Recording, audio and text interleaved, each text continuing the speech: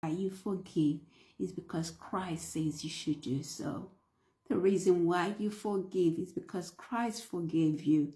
The reason why you forgive is because still, as righteous as you may think you are, you're still operating in God's mercy.